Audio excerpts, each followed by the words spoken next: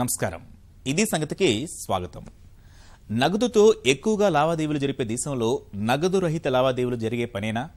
70% జనాభా గ్రామాల్లోనే, 30% దారిద్ర్య రేఖకు దిగువనే ఉన్నారు.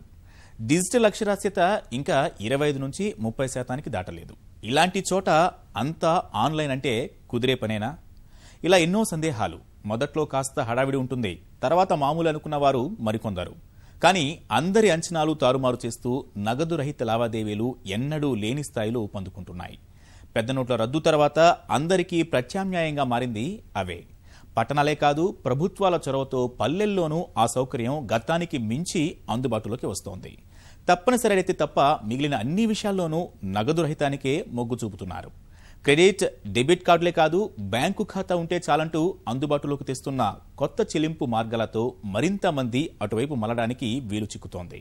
పేద, మధ్యతరగతి వర్గాల్లోనూ ఈ మార్గంపై అవగాహన, ఆదరణ పెరుగుతోంది. గతంతో పోలిస్తే ఈ లావాదేవీల్లో దాదాపు 300% పెరుగుదల నమోదవటమే అందుకు నిదర్శనం.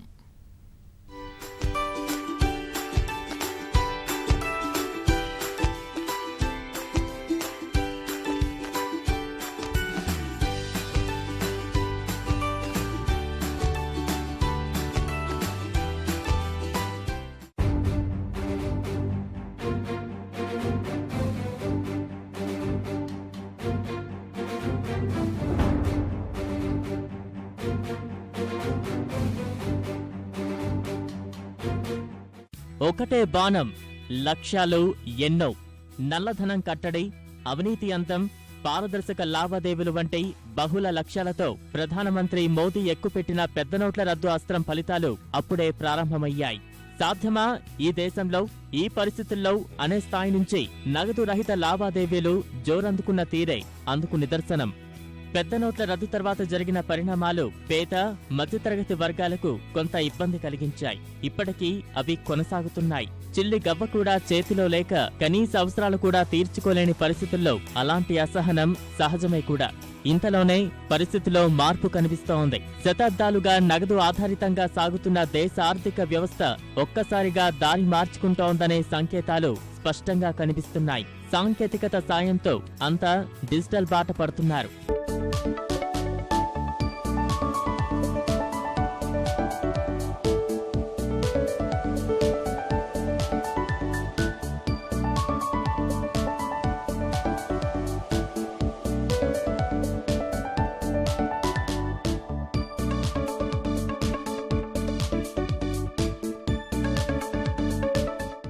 చిల్లర కొరత సమస్య తెచ్చిన చైతన్యంతో ఇప్పుడంతా సాధ్యమైనంత మేరకు నగదు రహిత లావాదేవీలపైనే ఆధారపడుతున్నారు.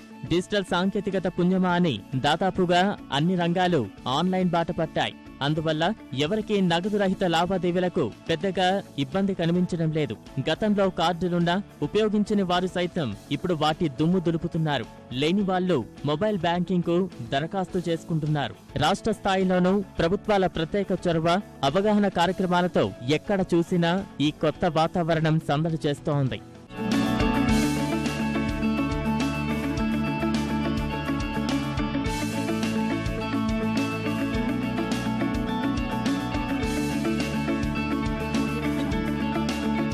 పది రోజుల్లో నగదు రహిత లావాదేవీలు దాదాపు 300% పెరిగినట్టు స్వయంగా కేంద్ర ప్రభుత్వమే వెల్లడించింది. డిజిటల్ చెల్లింపులను మరింత ప్రోత్సహించి పారదర్శకత పెంచేందుకు మొబైల్ వ్యాలెట్లు, డెబిట్, క్రెడిట్ కార్డుల జారీని పెంచాలని బ్యాంకులను సూచించింది. వ్యాపారులను ఈ దిశగా ప్రోత్సహించాలని తెలిపింది. ఇందుకు చాలా కారణాలే ఉన్నాయి. ప్రస్తుతం కరెన్సీ నోట్ల ముద్రణలో ప్రపంచంలో 2వ స్థానంలో ఉంది భారత్. 5 ఏళ్లలో బ్యాంకు నోట్ల సరఫరా 64.58 బిలియన్ల నోట్ల నుంచి 90.27 బిలియన్లకు చేరుకుందంటే పరిస్థితి అర్థం చేసుకోవచ్చు. ఇప్పుడు నగదు రహిత లావాదేవీలతో కరెన్సీ నోట్ల ముద్రణ కూడా తగ్గిపోనుంది. ప్రజల్లో నగదు రహిత లావాదేవీల పట్ల ప్రోత్సాహం కలిగించడమే కాక ప్రభుత్వ కార్యాలయాలను 100% ఇటువైపు మారేలా చేస్తున్నారు. 5,000 దాటిన ప్రభుత్వం చెల్లింపులన్నీ ఈ పేమెంట్ ద్వారానే జరగాలని కేంద్ర ఆర్థిక శాఖ ఆదేశాలు జారీ చేసింది. గుత్తేదారులు, సరఫరాదారులు, రుణగ్రహీతలు, గ్రాంట్లు వంటి వాటికి అన్నీ ఈ చెల్లింపులే జరపాలి.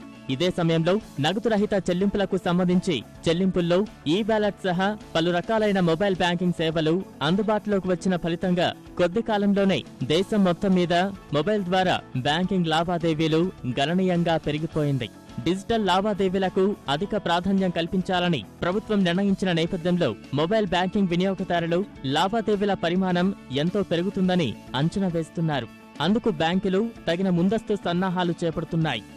నగదు రహిత లావాదేవీల విషయంలో 4 నెలల క్రితం కన్సల్టింగ్ సంస్థలు చెప్పిన ప్రకారం వచ్చే 4 ఏళ్లలో భారత్లో డిజిటల్ చెల్లింపులు 10 రెట్లు పెరగనున్నట్టు అంచనా.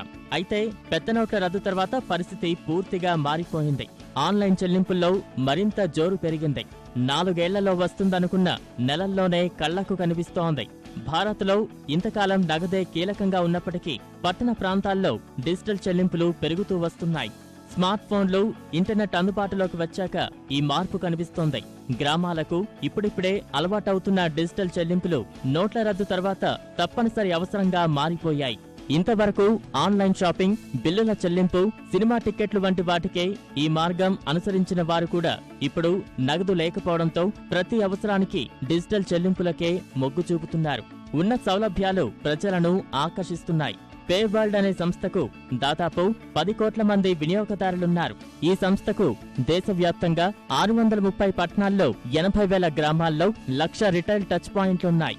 అయితే నవంబర్ 8 తర్వాత ఒక్కసారిగా ఈ సంస్థ వినియోగదారుల్లో 25% పెరుగుదల నమోదైంది. వీరంతా ఎక్కువగా గ్రామీణ ప్రాంతాల వారే. 9 ఏళ్ల కాలంలో సాధించలేనిది నవంబర్ 8 తర్వాత కేవలం 2 వారాల్లో సాధించినట్టు చెబుతున్నారు సంస్థ ప్రతినిధులు.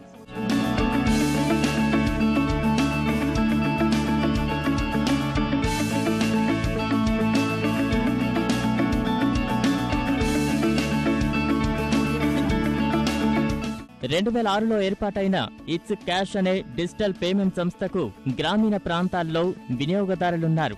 ఈ సంస్థ లావాదేవీల్లో ఒక్కసారిగా 40% పెరుగుదల కనిపించింది.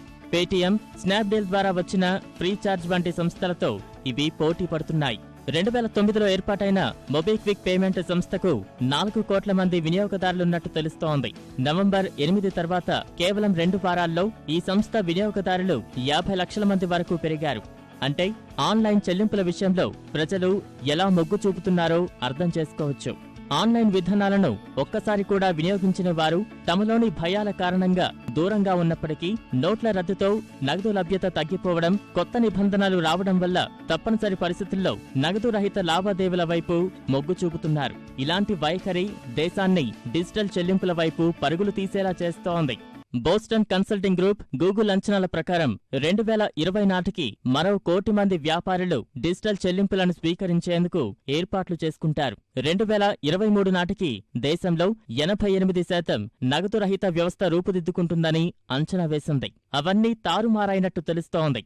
ఇప్పటికే లక్షలాది మంది తమ వ్యాపారాలను నిలబెట్టుకునేందుకు నగదు రహిత లావాదేవీలకు ఏర్పాట్లు చేసుకున్నారు. స్వైపింగ్ యంత్రాలు పెద్ద ఎత్తున కొనుగోలు చేస్తున్నారు. నోట్ల రద్దు నాటికి దేశంలో 15 లక్షల స్వైపింగ్ పరికరాలు వినియోగంలో ఉండగా తాజాగా వ్యాపారుల నుంచి బ్యాంకులపై వీటి కోసం ఒత్తిడి పెరుగుతోంది. 6 నెలల్లో మరో 10 లక్షల పరికరాలు వినియోగంలోకి వస్తాయని భావిస్తున్నారు. మరోవైపు చిరు వ్యాపారులు డిజిటల్ చెల్లింపులను ఆమోదించేలా మారుతున్నారు. పేటీఎం, మొబిక్విక్ వంటి వ్యాలెట్లలో ఖాతాలు తెరిచి ఎంత చిన్న మొత్తమైనా స్వీకరించేలా సన్నద్ధమవుతున్నారు. బోస్టన్ కన్సల్టింగ్ గ్రూప్, గూగుల్ అంచనాల ప్రకారం 2020 నాటికి మరో 1 కోటి మంది వ్యాపారులు డిజిటల్ చెల్లింపులను స్వీకరించేందుకు ఏర్పాట్లు చేసుకుంటారు. 2023 నాటికి దేశంలో 88% నగదు రహిత వ్యవస్థ రూపుదిద్దుకుంటుందని అంచనా వేసింది. అవన్నీ తారుమారైనట్టు తెలుస్తోంది.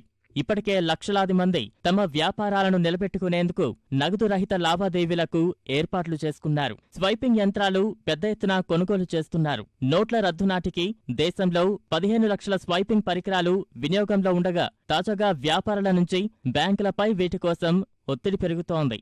6 నెలల్లో మరో 10 లక్షల పరికరాలు వినియోగంలోకి వస్తాయని భావిస్తున్నారు. మరోవైపు చిరు వ్యాపారులు డిజిటల్ చెల్లింపులను ఆమోదించేలా మారుతున్నారు. పేటీఎం, మొబిక్విక్ వంటి వ్యాలెట్లలో ఖాతాలు తెరిచి ఎంత చిన్న మొత్తమైనా స్వీకరించేలా సన్నద్ధమవుతున్నారు.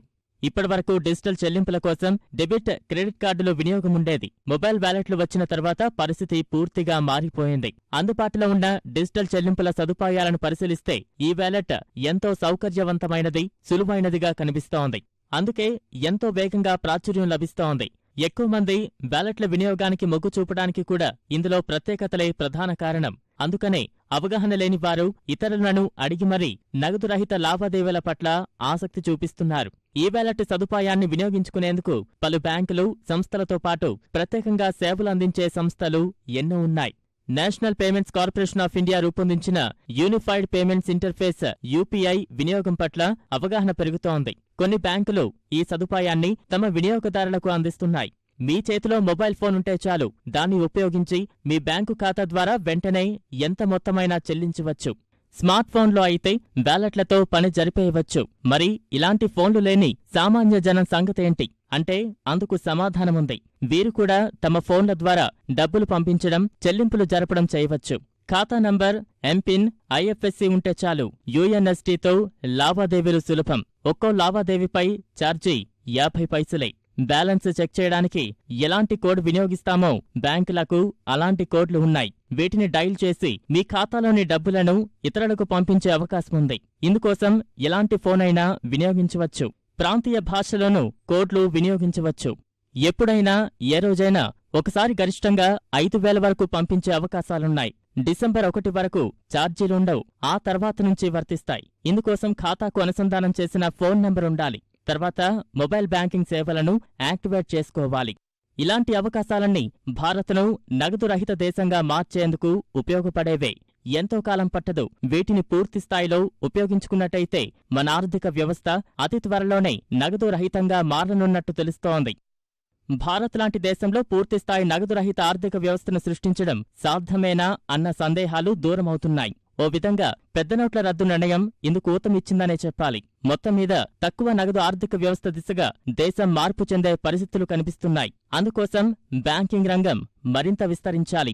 ఆర్బీఐ గణాంకాల ప్రకారం దేశంలో 1.32 లక్షల బ్యాంకు శాఖలు ఉండగా ఇందులో 50,500 శాఖలు అంటే దాదాపు 38% గ్రామీణ ప్రాంతాల్లో ఉన్నాయి. దేశంలో ఇప్పుడు ప్రతి 10,000 జనాభాకు ఒక బ్యాంకు శాఖ ఉంది. ప్రతి 5,000 మందికి ఒక ఏటీఎం కేంద్రం ఉన్నట్టు ఆర్బీఐ లెక్కలు చెబుతున్నాయి. దేశంలో డెబిట్ కార్డులు వాడే వారి సంఖ్య 4 ఏళ్లలో రెట్టింపైనట్టు తెలుస్తోంది. కార్డు స్వైపింగ్ మిషన్లు కూడా రెట్టింపు కంటే మించి పెరిగాయి. ఆన్లైన్ లావాదేవీల సంఖ్య కూడా శరవేగంగా పెరుగుతోంది. ఎన్జీఎఫ్టీ, నేషనల్ ఎలక్ట్రానిక్ ఫండ్ ట్రాన్స్ఫర్ ద్వారా ఆన్లైన్ లావాదేవీలు 2009-10లో 4 లక్షల కోట్లు నమోదు కాగా 2015-16 నాటికి ఇది 83 లక్షల కోట్లకు పెరిగినట్టు తెలుస్తోంది. ఇప్పుడు మన ముందున్న లక్ష్యం అవినీతి రహిత భారతదేశం. ఆ లక్ష్యాన్ని సాధించాలంటే ప్రతి పనిలో పారదర్శకత కావాలి. పారదర్శకత కావాలంటే ప్రతి పనికి లెక్కుండాలి. అందుకు ఆన్లైన్ విధానమే ప్రత్యామ్నాయం. కొన్ని ఇబ్బందులున్నా తప్పదు. ఒకసారి ఈ చెల్లింపులకు అలవాటు పడితే ఆ తర్వాత జేబులో డబ్బులు తీసుకువెళ్లాలంటేనే ఇష్టపడం. కొన్ని ప్రతికూలతలు ఉన్నా ప్రయోజనాలతో పోలిస్తే లెక్కలోకి తీసుకోవాల్సిన అవసరం కనిపించదు. ప్రతికూలతలంటే ఆన్లైన్లో జరిగే మోసాల గురించే చాలామంది ఆలోచిస్తారు. ఇందుకు తగిన భద్రతా ప్రమాణాలు పాటిస్తే వాటిని అధిగమించవచ్చు. ఇటలీ ప్రధాని రాజీనామాతో యూరోజోన్లో పరిస్థితులు ఎలా ఉండబోతున్నాయి?